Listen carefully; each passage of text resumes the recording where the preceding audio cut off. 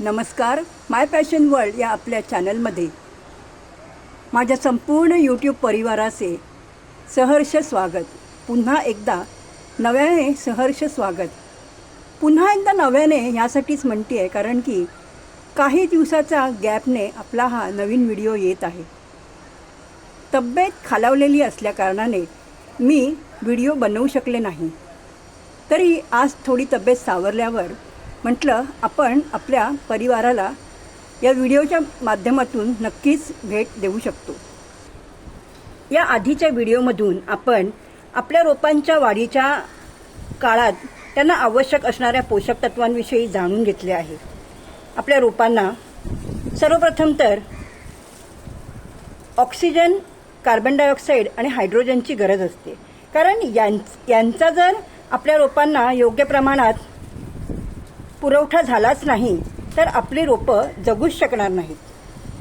त्यानंतर आपल्या रोपांना आवश्यकता असते ती 16 पोषक तत्वांची. या 16 पोषक तत्वांमध्ये प्रथम पोषक तत्व, द्वितीय पोषक तत्व आणि सूक्ष्म पोषक तत्व यांचा समावेश होतो.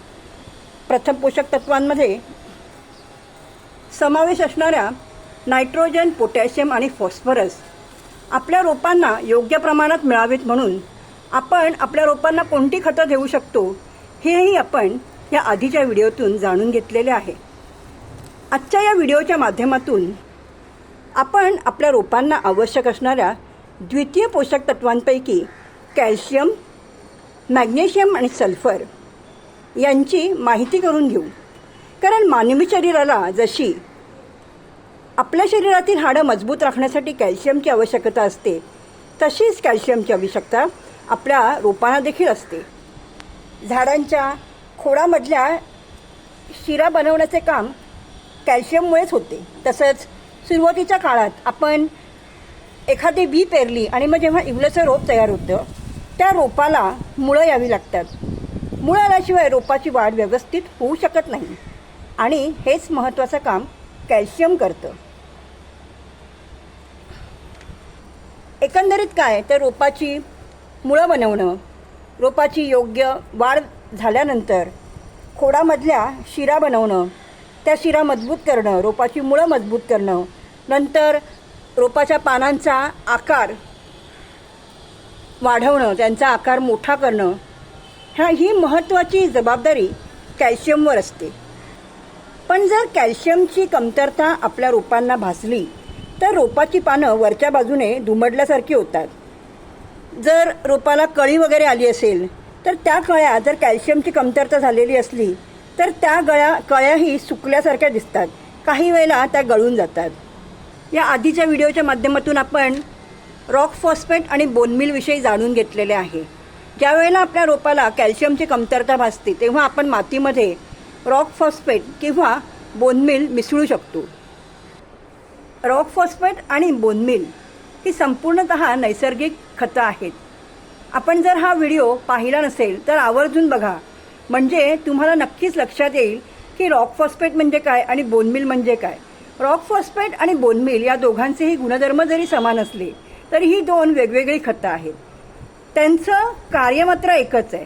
पण बोनमील जे आहे ते मृत प्राणी आणि पक्षी यांच्या हाडांवर एक विशिष्ट रासायनिक प्रोसेस करून बनवलं जातं आणि रॉक फॉस्फेट हे दगडांपासून बनवलं जातं. जशा कोळशाच्या मोठ्या मोठ्या खाणी असतात तशाच या रॉक फॉस्फेटच्या मोठ्या मोठ्या खाणी असतात. त्यातनं ही दगडं काढून त्यांची पावडर करून आपण रॉक फॉस्फेटचा वापर करू शकतो. खतांच्या दुकानामधनं किंवा ऑनलाईनही आपण रॉक फॉस्फेट, बोनमील यांसारखी खतं खरेदी करू शकतो. आता आपण राखेविषयी पण जाणून घेतलं आहे. राखही मातीत जर मिसळली तर रोपाला आपल्या कॅल्शियम व्यवस्थित मिळतं. मी जो सोपा उपाय करते तो हा की मी प्रत्येक माझ्या रोपाच्या कुंडीमध्ये अशा प्रकारे खडूचे तुकडे घालून ठेवते. त्यामुळे काय होतं तर ज्या वेळेला मी रोपांना पाणी देते त्यावेळेला हळूहळू या खडूचं विघटन होतं आणि रोपाला योग्य प्रमाणात कॅल्शियम मिळण्यास मदत होते. आता काही वेळेला आपल्याला एमर्जन्सी ट्रीटमेंटसाठी रासायनिक खतांचा वापर करावा लागतो. अशा वेळेला आपल्या रोपांना योग्य प्रमाणात कॅल्शियम मिळावं म्हणून आपण जिप्सम पावडर, कॅल्शियम मॅग्नेट आणि कॅल्शियम क्लोराईडचा वापर करू शकतो. तुम्ही बघू शकता रोपाला आता हळूहळू पालवी फुटत चालली आहे. काही ठिकाणी कळ्या पण धरलेल्या आहेत. आता जानेवारी संपतच आले, ऑलमोस्ट आज संपलाच. 15 फेब्रुवारीनंतर मात्र रोपांची वाढ अतिशय चांगल्या पद्धतीने, म्हणजे आपली रोपं जी काही डॉर्मन्सीमध्ये गेलेली आहेत ती आता त्यांच्या आरामाचा काळ संपवून आपल्या कामाला लागतील. पण अशा वेळेला त्यांना योग्य प्रमाणात खाऊ देणं, योग्य प्रमाणात चांगली खतं देणं. खाऊ म्हणजे काय, तर त्यांना आवश्यक ती खतं देणं. तर आपल्याला ती कामं अगदी आवर्जून करायची आहेत. त्यावेळेलाच आपली रोपाची वाढ व्यवस्थित आणि योग्य पद्धतीने होऊ शकेल. आता द्वितीय पोषक तत्वांमध्ये कॅल्शियमसोबत आपल्या रोपांना आवश्यकता असते ती मॅग्नेशियम आणि सल्फरची. ही दोन्हीही पोषक तत्व समान गुणधर्माची असल्यामुळे एकसारखंच काम करतात. झाडांमध्ये हरितद्रव्य निर्माण करण्याचं काम, तसंच आपली झाडं हिरवीगार कशी दिसतात, तर मॅग्नेशियम आणि सल्फर जर आपल्या रोपांना योग्य प्रमाणात मिळालं तर रोपांची पानं अगदी हिरवीगार दिसतात. आणि रोपांची पानं जर हिरवीगार असली तर प्रकाशसंश्लेषणाची क्रियाही व्यवस्थित होते. तसेच झाडाचा आकार, कारण काही वेळेला काय होतं की जर पोषक तत्वांची कमतरता भासली तर आपलं रोप त्याच्या वयापेक्षा लहान दिसू लागतं. पण जर मॅग्नेशियम आणि सल्फर व्यवस्थित मिळाले तर आपलं रोप अतिशय तजेलदार दिसण्यास आपल्या रोपाला मदत मिळते. कारण मॅग्नेशियम आणि सल्फर जर रोपाला योग्य प्रमाणात मिळाले तर झाडाचा आकार व्यवस्थित आणि योग्य प्रमाणात राखला जातो. आणि मॅग्नेशियम आणि सल्फर आपल्या रोपांना योग्य प्रमाणात मिळण्यासाठी आपण इप्सम सॉल्टचा वापर करू शकतो. इप्सम सॉल्ट म्हणजे मीठ नव्हे, मॅग्नेशियम आणि सल्फर हे जे आहे, हे पॅकेट जे आहे हे मॅग्नेशियम सल्फेटचं पॅकेट आहे, इप्सम सॉल्ट. ह्याच्यामध्ये मॅग्नेशियम आणि सल्फर दोन्हीचे गुणधर्म आहेत. आपल्या बागेतील रोपांना अन्न बनवताना अमिनो ॲसिड व विटॅमिनची गरज जी असते, तर अमिनो ॲसिड व विटॅमिन बनवण्याचे काम मॅग्नेशियम व सल्फर करते. तसेच रोपाच्या, आताच मी म्हटलं की आपल्या रोपांना त्यांच्या योग्य वाढीसाठी आपल्याला मातीमध्ये खतं द्यावी लागतात. त्यांना हवा तो खाऊ द्यावा लागतो. जसं आपल्या शारीरिक वाढीसाठी आपण सकस आहार घेतो, तसंच आपल्या रोपांनाही आपल्याला तसाच प्रकारचा सकस आहार द्यावा लागतो.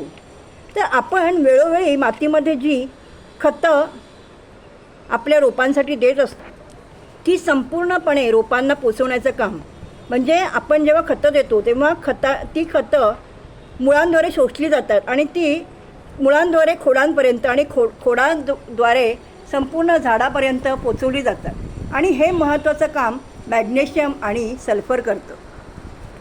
आता मॅग्नेशियमच्या कमतरतेमुळे पानांचा रंग फिकट होतो, शिरा उठून दिसतात. आता ह्या ज्या शिरा आहेत पानाच्या, हा हिरवागार रंग दिसत नाही, तर त्याचा रंग फिकट होतो जर मॅग्नेशियमची कमतरता भासली तर, आणि शिरा उठून दिसतात. पानांचा आकार लहान होऊन कळ्यांवर व फळांवर काळे डाग पडतात. तसंच सल्फरच्या कमतरतेमुळे पानं पिवळी पडतात.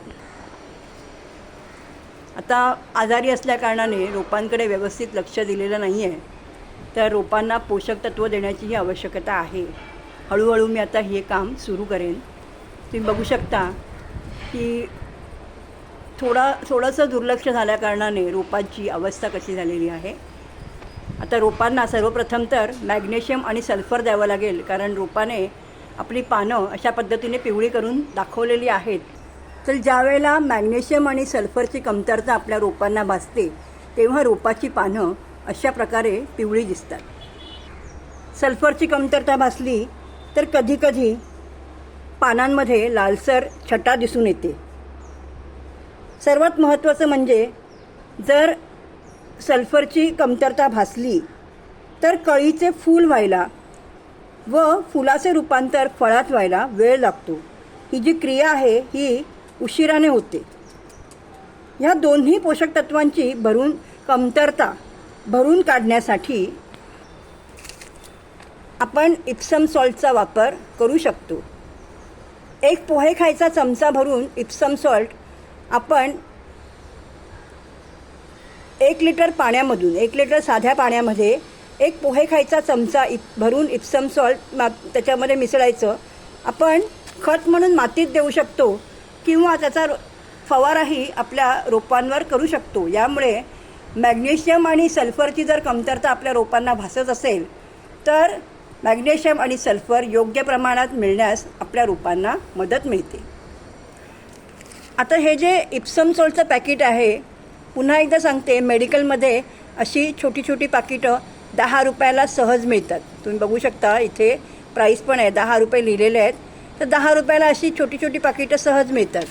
तर ती आपण वापरू शकतो आणि असं साध्या आणि सोप्या पद्धतीने आपण बागकाम करू शकतो. अपेक्षा करते आज तब्येत सांभाळून जो काही छोटा व्हिडिओ आपल्या भेटीसाठी मी उपलब्ध केला आहे तो तुम्हाला नक्कीच आवडेल. या पुढच्या व्हिडिओमधून आपण आता जानेवारीमध्ये फेब्रुवारीची तयारी कशी करायची हे जाणून घेऊया. थँक्यू.